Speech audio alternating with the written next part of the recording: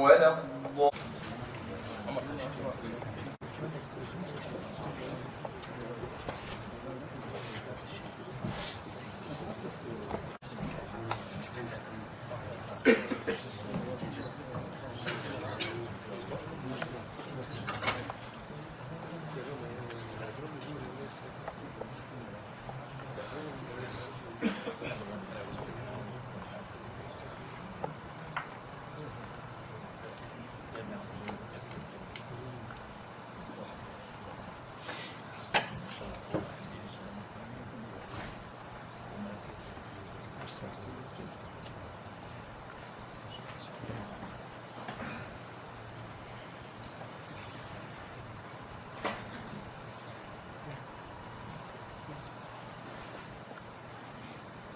أعوذ بالله من الشيطان الرجيم. بسم الله الرحمن الرحيم. الحمد لله رب العالمين، وأفضل الصلاة وأتم التسليم على سيدنا محمد وعلى آله وصحبه وسلم أجمعين. اللهم صل وسلم وبارك على سيدنا محمد وعلى آله وصحبه وسلم أجمعين. My dear respected brothers and sisters, I want to welcome you tonight to this very special event. It is gatherings like this that we really need to focus on in our communities. These gatherings are really the light of our communities. This knowledge that these imams with us today, and many of others like them, is what keeps us on the straight path. Yesterday I was listening to the imam in the Friday khutbah, and he was talking about the difficult times we're living in here in Canada and the US. And the tragedies are going on, and we're all aware of it. And he said, I am not worried about the people that were there. And really, we're not worried about the people that are here. The people we are worried about are the people we do not see, are the people that do not come and ask the experts on these issues. Our imams are really the light. The Prophet ﷺ told us that he left with us two things that if we hold on to, we will never go astray. The Quran and the Sunnah of the Prophet ﷺ.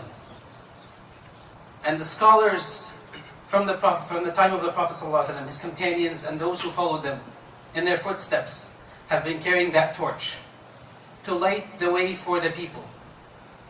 And the torch is carried now by our imams and our mashaykh. And unless our youth, whenever they are confused, whenever they are worried, whenever somebody is trying to feed into their heads some wrong ideas, they learn that they can come and ask the experts. People who know the balanced way, the right way, will be in trouble. So we want to encourage gatherings like these, where everyone knows the place of ilm, authentic, integral knowledge, and the people who carry it. So they are the source. And they come to them with their questions and they ask them. So again, would like to welcome you for coming, and this is a great step. And we ask Allah subhanahu wa ta'ala that we have more gatherings like this. And we come to learn the sunnah of the Prophet sallallahu alaihi wasallam. Over the past year, Sheikh Yousef has been studying with us the book of Imam Nawawi, the 40Hadith of Imam Nawawi. And it is a tradition of the scholars, whenever they would finish the study of an important scholar, whether it be Sunnah of the Prophet ﷺ, the Quran, all the sciences, at the end of that book they'd be studying, they would gather for a celebration, to thank Allah subhanahu wa ta'ala that He has allowed them to study this sacred knowledge. And to gather with the imams and the students of knowledge and the people, so that they celebrate these occasions, so that people get tied to the book of Allah subhanahu wa ta'ala and the sunnah of the Prophet sallallahu alaihi wasallam. I would like to start off with, where's Hussein? By thanking these a'imma, these mashaykh, for their service that they do day in and day out, and they are really the worker, the activist behind the scene. The work that we see them do is tremendous, but what they do behind the scenes is far more. So inshallah, I would like to give them a token of our appreciation. It's very minor for them attending with us today, but also for the work that they do, and nobody says thank you. So thank you from the bottom of our hearts, everyone here, inshallah. We're going to hand you out some small gifts, inshallah, for each one of you.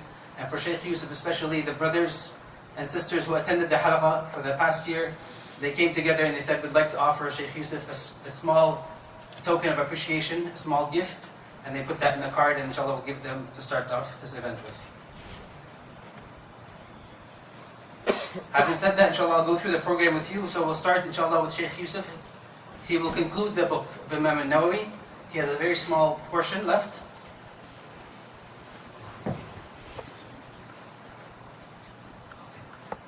So we'll start with Shaykh Yousef. I'll interrupt again.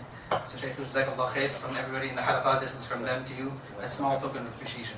Shaykh Mohamed AbuRas, Jazakallah khair, for attending today and for all the effort that you do in the community. Shaykh Mustafa, Barakallah feek.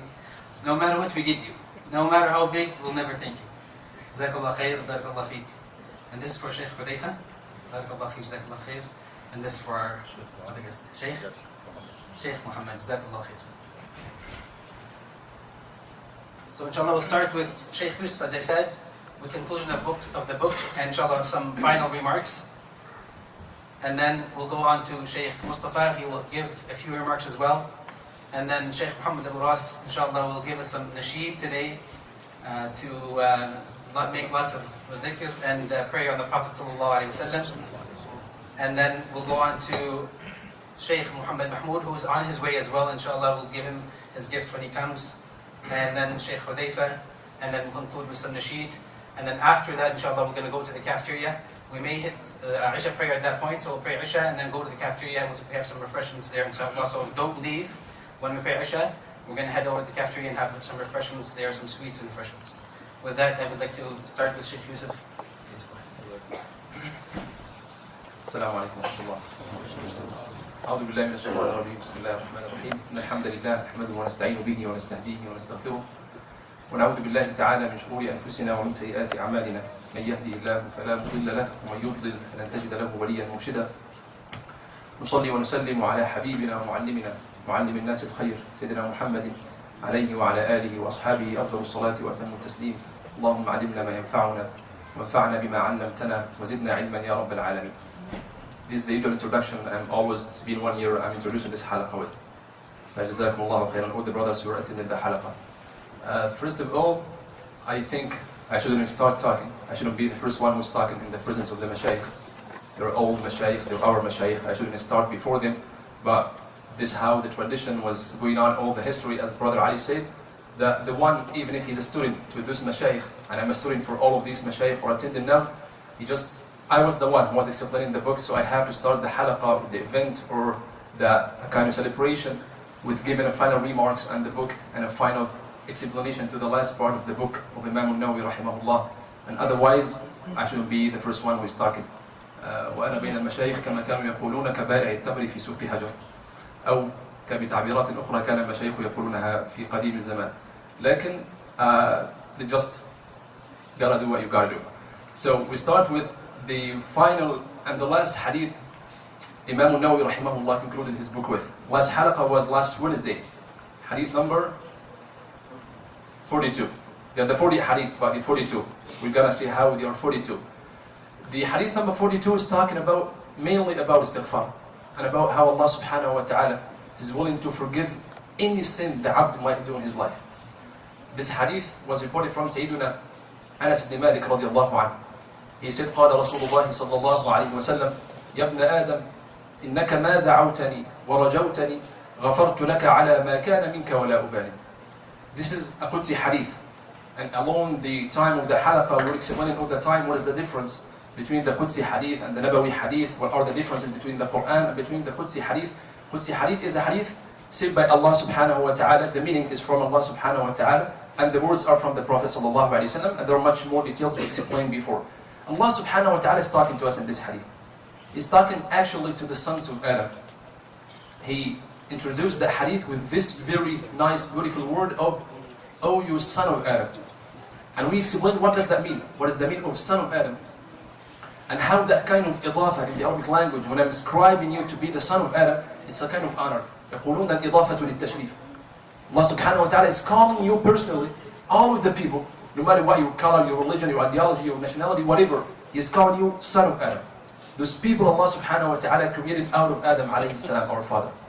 Yabna Adam, or son of Adam, as long as you invoke me, and as long as you ask of me, you ask for forgiveness, you ask whatever you want, I would forgive you for whatever you have done in your life, and I shall not mind. غفرت لك على ما كان منك ولا أبالي. Then Allah subhanahu wa ta'ala emphasized the same meaning again. He said, يَبْنَ آدَمْ لَوْ بَلَغَتْ ذُنُوبُكَ عَنَانَ السَّمَاءِ. If your sins were to reach the clouds of the sky, ثُمَّ اسْتَغْفَرْتَنِي, then you ask for my forgiveness, غَفَرْتُ لَكَ, I would forgive you. And then he emphasized for the third time the same meaning. يَبْنَ آدَمْ إِنَّكَ لَوْ أَتَيْتَنِي بِقُرَابِ الْأَرْضِ خَطَايَا. You son of Adam, if you were to come to me, meaning on the day of judgment, with amount of sins nearly as great as this whole earth, ثُمَّ لَقِيتَنِي لَا تُشْرِكُ بِي شَيْئًا. This is the only condition Allah subhanahu wa ta'ala put for that meaning. After you are bringing all the amount of sins, then you just come to me, just the only thing. You will behold to the meaning of the oneness of Allah subhanahu wa ta'ala. ثُمَّ لَقِيتَنِي لَا تُشْرِكُ بِي شَيْئًا. Then you come to me, at that time, you would never associate any partner to me. لَأَتَيْتُكَ بِقُرَابِهَا مَغْفِرَةً. That was the conclusion. That was the gift from Allah subhanahu wa ta'ala. I shall give you forgiveness exactly as great as what you have brought of sins. If you can imagine this hadith, we explain all the meanings, that it's a figurative meaning, that let's try to imagine that your sins is something material, or something you can't touch or you can't see. And you put your sins on the top of each other till it reaches the clouds of the sky, meaning it fills what is between the heavens and the earth. All of this space is full of your sins. And then just the only thing you brought to Allah subhanahu wa ta'ala is you believe in Him. ثُمَّ لَقِيتَنِي لَا تُشْرِكُ بِي شَيْئًا. This is the only reason. That's why we said the greatest reason behind the forgiveness of Allah subhanahu wa ta'ala is the tawheed.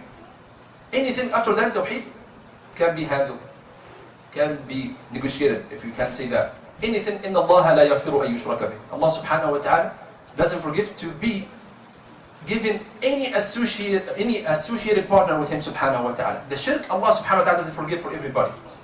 وَيَغْفِرُ مَا دُونَ ذَلِكَ لِمَنْ يَشَاءُ. But He forgives after shirk, which means if you do shirk, no way to be forgiven. Shirk can't be forgiven. But after shirk, whatever you did in your life, Allah subhanahu wa ta'ala, He can forgive it. That's why we talked about the dua, the meaning of the dua. Because the hadith is talking about ثُمَّ إِنَّكَ مَا دَعَوْتَنِي وَرَجَوْتَنِي. As long as you're praying for me, you're invoking me, you're making dua for me. And we talked about how the Muslim should make dua to Allah subhanahu wa ta'ala. And we talked about how that dua, it's a very important point, is a kind of rizq. When you are making dua to Allah subhanahu wa ta'ala, this is a rizq itself. This is a ni'mah that you should thank Allah subhanahu wa ta'ala for. To be given the ni'mah of making the dua, to be given the ni'mah of obeying Allah subhanahu wa ta'ala, this is a ni'mah itself that needs a shukr. That's why he said sallallahu alayhi wa sallam, مَنْ أُعْطِيَ الدُّعَاءَ أُعْطِيَ الْإِجَابَةِ.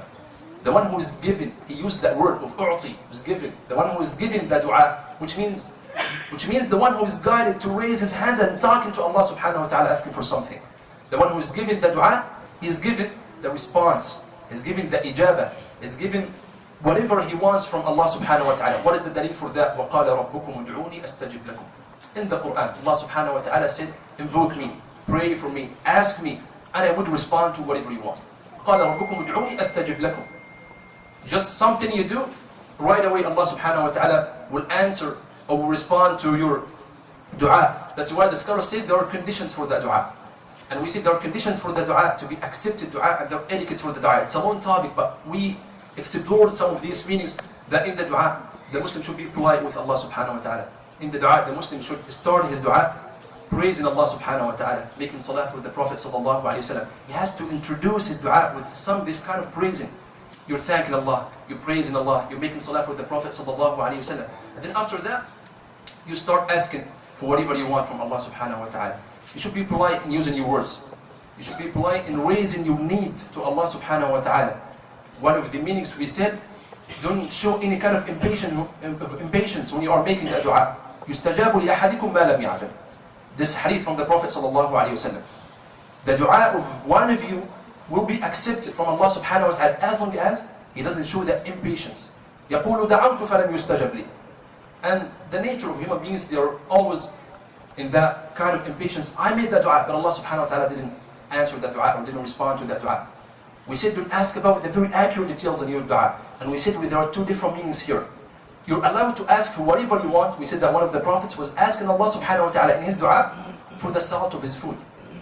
So you can ask Allah subhanahu wa ta'ala for whatever you want. It's actually something good, because Allah subhanahu wa ta'ala loves people making dua to him. But at the same time, they said one of the etiquettes of the dua, of the adab, don't ask about very, very details without a reason. We said that story from Sayyidina Sa'd ibn Abi Waqqas. He heard one day his son is making dua to Allah subhanahu wa ta'ala. So what was that kind of dua his son was doing? He said, "Oh Allah, I ask you to grant me the white palace that is on the right side after the first gate of the Jannah." قال إني أسألك القصر الأبيض على يمين الداخل في الجنة. So his father heard him, "Son, what are you doing?"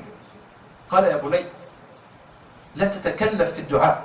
Don't ask about these very specific details. Why are you asking for this? سل الله الجنة واستعذ بالله من النار. Ask Allah subhanahu wa ta'ala the Jannah and seek his refuge from the hellfire. That's it. But to be very specific to that extent that you're asking, you're trying to explain or you're trying to describe what is that place and what kind of stones that palace will be built on, this is not something important. This is not something that shows your politeness when you are talking to Allah subhanahu wa ta'ala. And even one of the adab, the Prophet ﷺ told us that don't make that dua conditioned on anything. And even on the will of Allah subhanahu wa ta'ala. Don't say, لا يقول أحدكم اللهم اغفر لي إن شئت. No one of you should say, oh Allah subhanahu wa ta'ala, forgive me if you will. This is a conditioned dua. Even if you are conditioning the dua on the will of Allah, don't do this. Why?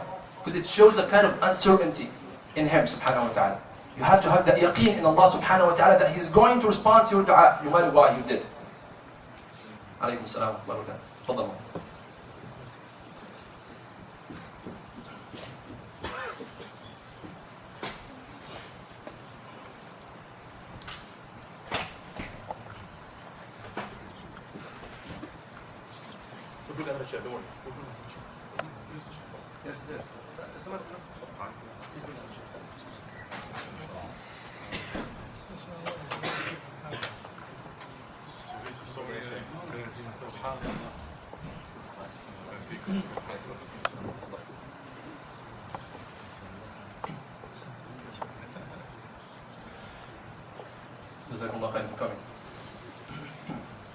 So all of these meanings and all of these etiquettes, the Prophet sallallahu alaihi wasallam, Sayyidina Muhammad alayhi salatu wasallam, he told us when you are making dua to Allah subhanahu wa ta'ala, how you should show that kind of politeness when you are talking to Him subhanahu wa ta'ala.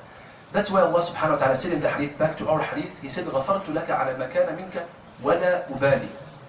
And try to think of this meaning. Try to think of this word that Allah subhanahu wa ta'ala said, I'm gonna forgive you and I shall not mind. I shall not mind, that means I shall not mind whatever you did. Whatever the sin you did in your life. As we said, anything after shirk, Allah subhanahu wa ta'ala would forgive it. And then He put another thing in the hadith about istighfar. And we said that istighfar in this hadith is not just the normal way of making istighfar, of saying astaghfirullah or saying Allahumma ghfirli. We said that the dhunub are of two categories. We have the major sins, as you know, and we have the minor sins. The major sins, just the normal istighfar is not enough for the major sins. You have to make a tawbah. And there are conditions for the tawbah, and we explained that before. That you have to regret that sin. You have to stop doing that sin. You have to have that determination and intention that I'm not going to do this sin anymore.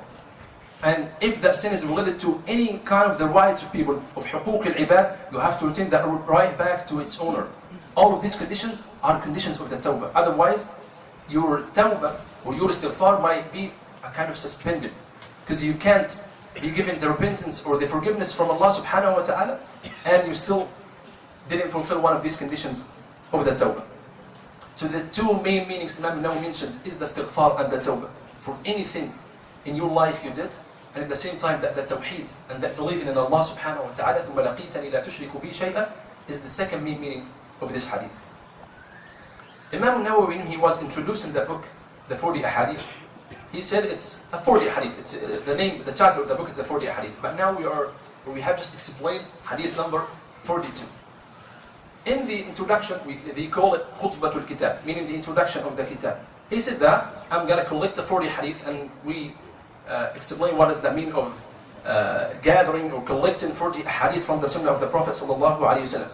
But at the end, some of these scholars who were explaining that book, they said, one of the Imams, he said, he just liked these 2 hadith, and he said, Wallahi, it would be better to add these 2 hadith to that book. Why? The scholars, the explanators of that book, they said, he concluded with 2 hadith, which are kind of summary for all the previous 40 hadith. The last one we've just explained, or we have just given some thoughts about it, about istighfar, about making tawbah, and about how Allah subhanahu wa ta'ala is willing to forgive any sin that people might do. And the hadith before, hadith number 41. Anyone remember? لا يؤمن أحدكم حتى يكون هواه تبعا لما جئت به. No one of you should be a truly believer. لا يؤمن أحدكم, a truly believer, until his own desire, meaning his natural desire, is according to what I have brought from Allah subhanahu wa ta'ala. حتى يكون هواه تبعا لما جئت به. So they said, so these 2 ahadith are recapping all of the previous ahadith. One is telling you that anything you are doing in your life, it has to be according to the Sunnah of the Prophet sallallahu alaihi wasallam and according to what Allah subhanahu wa ta'ala sent him with. The second one is giving you that much of hope that no matter what you did in your life, Allah subhanahu wa ta'ala is going to forgive you. So these 2 ahadith explained the previous 40 ahadith. And some of them said they explained the whole Sunnah of the Prophet sallallahu alaihi wasallam. Because someone explains all the ahkam. He's telling you that anything you do, you make sure it's according to the Kitab and Sunnah. This is the main qa'idah we have. Second one, he's telling you that, don't worry, you're going to commit sins, but Allah subhanahu wa ta'ala is going to forgive you with these conditions we explained. So these 2 hadith Imam Nawawi mentioned, they summarized all the previous hadith. The previous hadith, which are 40 hadith, he said in the introduction that I'm going to classify this book because of a hadith the Prophet sallallahu alaihi wasallam said. Anyone knows that hadith? Why the scholars were given all the attention to classify a book that has 40 hadith? And we have many books, by the way, that are called the 40 hadith of something. Imam Nawawi said in the introduction that the Prophet sallallahu alaihi wasallam said in a hadith, من حفظ على أمتي 40 حديثا من أمر دينها بعثه الله يوم القيامة في زمرة الفقهاء والعلماء. And they said, من حفظ, it's not memorized. They said, mainly it's the person who collected this hadith, who classified this hadith, who acted upon this hadith. They said many meanings to that word. He said, whoever collects 40 hadith from the main hadith of the Sunnah of the Prophet sallallahu alaihi wasallam for the purpose of teaching this hadith to the people, that person will be raised on the day of judgment among the scholars, among the fuqaha and among the ulama. And then Imam Nawawi talked about this hadith, and he said there are lots of narrations, different narrations about this hadith. And after all of that, he said, وَقَدْ اتَّفَقَ الْحُفَّاظُ عَلَى ضَعْفِهِ. All the scholars of hadith said this hadith is da'if. So why are you going to gather this hadith or collect this hadith?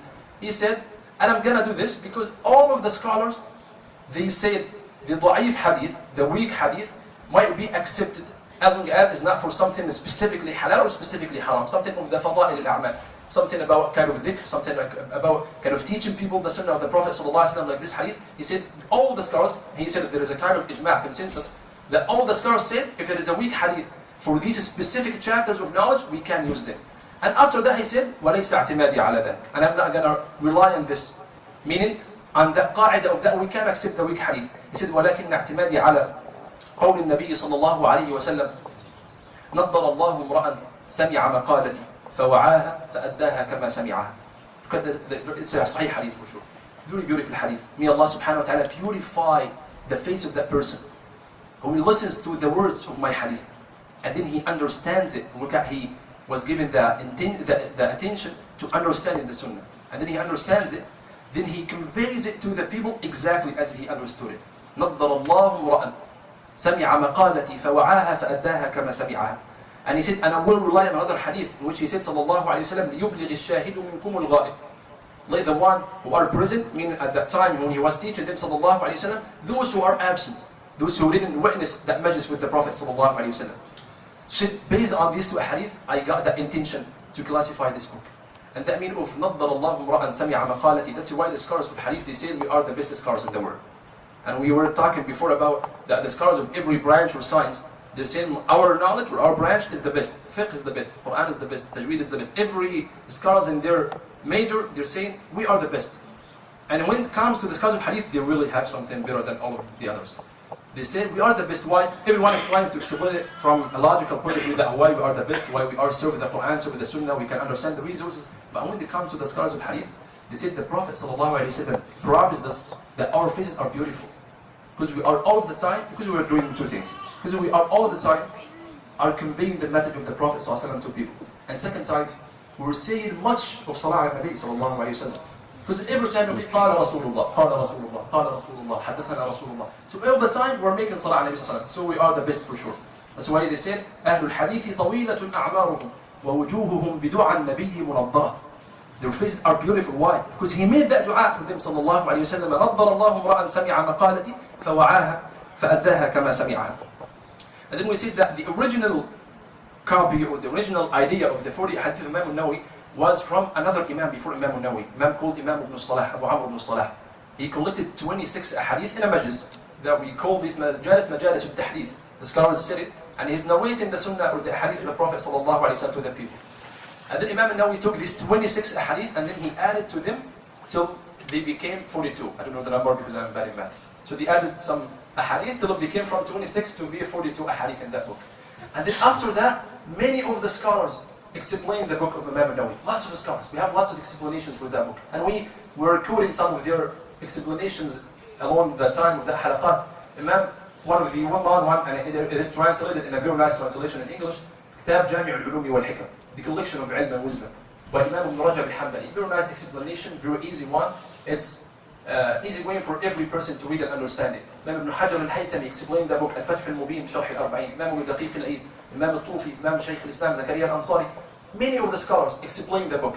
And some scholars wrote a kind of hawashi, and we explained that before what hashiyah means, on these explanations.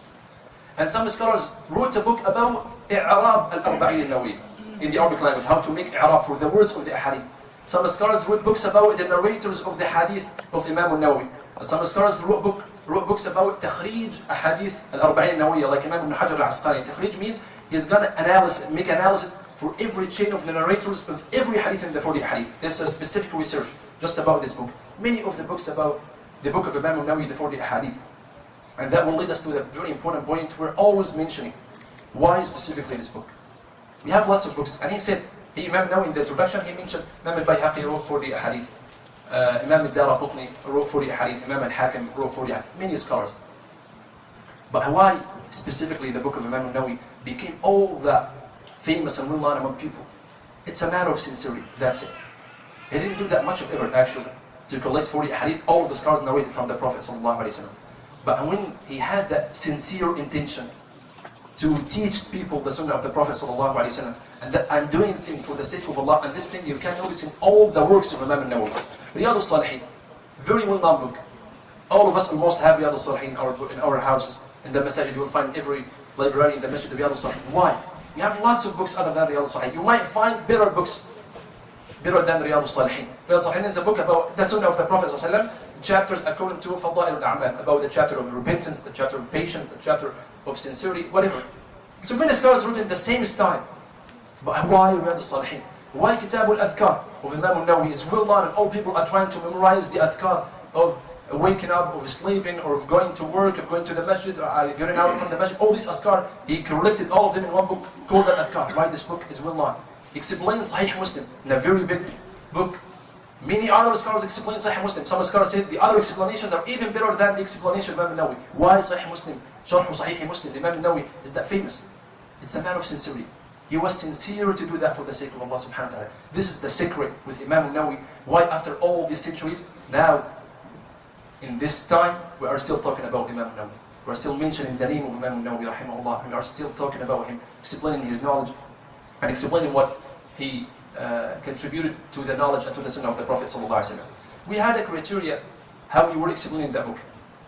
First of all, we start saying the hadith in Arabic, as the Prophet sallallahu alaihi wasallam said, trying to make it in a very right sound way with the i'rab and with the riwayah. And then after that we give a translation of the hadith. Sometimes we give some comments on the translation, how this translation is good or bad, this word is conveying the same meaning of the Arabic word or not, this copy of translation is not that accurate, we should use this word instead of that word. These comments on the language and how to translate the sunnah and how to be accurate and make a translation, some shar'i text from the English to Arabic or the opposite.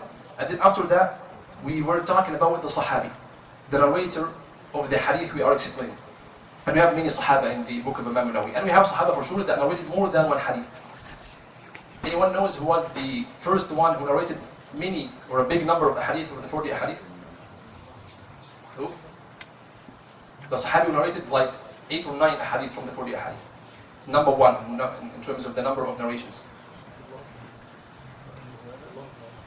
No, not Abdullah ibn Umar. Abdullah is the third one. Sorry? Who? I don't hear. They said Abu Hurairah. Abu Hurairah, that's right.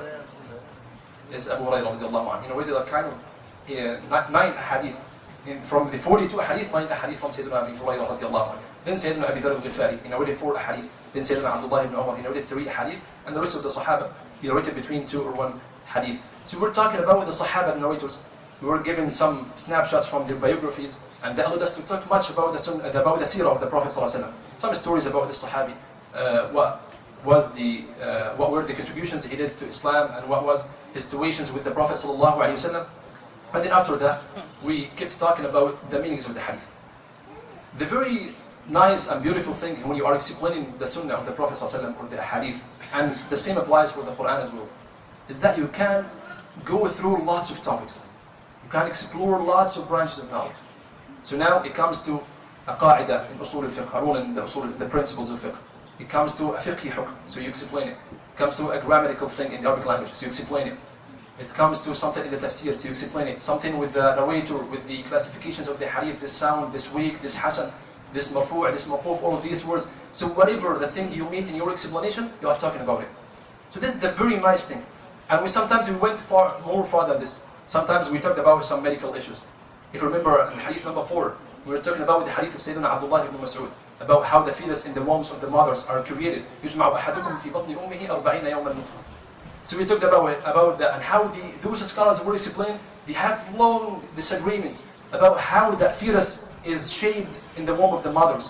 And they talked about it from a medical point of view, and how they were trying to understand it under the lights of the hadith and the sunnah of the Prophet ﷺ. And we had some discussions. Sometimes we had some doctor brothers attending, and we had some discussions. Some of them were, most of the time, against me, like Umar Zaghal. When I'm talking about something medical, you were discussing. When we were talking about the hadith, أَلَا وَإِنَّ فِي الْجَسَدِ مُضْغَةً إِذَا صَلَحَتْ صَلَحَ الْجَسَدُ كُلُّهُ وَإِذَا فَسَدَ الْجَسَدُ كُلُّهُ. Hadith number 6. About the heart, to be the master of the whole body. So we said how the scholars disagree. Where is the heart? Or actually, where is the mind? أَيْنَ الْعَقْلِ فِي جِسْمِ الْإِنسَانِ. Where is the mind in the body of the human beings? They said it is in the heart. It's not in the head. The brain is in the head. But the mind, al-quwwa al-aqila, the mind, the thing that is doing that process of thinking, is in the heart. And that was a long discussion between the scholars of hadith and between the scholars of medicine. Some of them were scholars of medicine as well. So that was a long discussion. Sometimes we went through this thing, and I was asking some of the doctor brothers to explain some of these points to us. After that, when we were explaining hadith of how to be merciful when you are slaughtering an animal to eat it, وَإِذَا ذَبَحْتُمْ فَأَحْسِنُوا الذِّبْحَ, to be perfect when you are even slaughtering an animal for the purpose of eating. And then after that time, I remember that situation. Just by coincidence, I went through that. I said that, Wallahi, in Islam, we have more than one way how to slaughter the animal. We have a dhabh and a uqra and a sayd. So I said you can slaughter the animal in 1 or 2 or 3 ways, according to the type of the animal and the size of the animal. And we have the hunting, to hunt the animal. So I got lots of questions about how to do this. So at that point, we decided to make a whole session about how to hunt. And then after the halaqah after that, we did a whole halaqah. We stopped the halaqah. Hunting is not part of the hadith. But we made a whole halaqah, I remember that, on the board. We explained in detail all the rules of hunting. We have a big chapter in Fiqh Bab al-Sayd.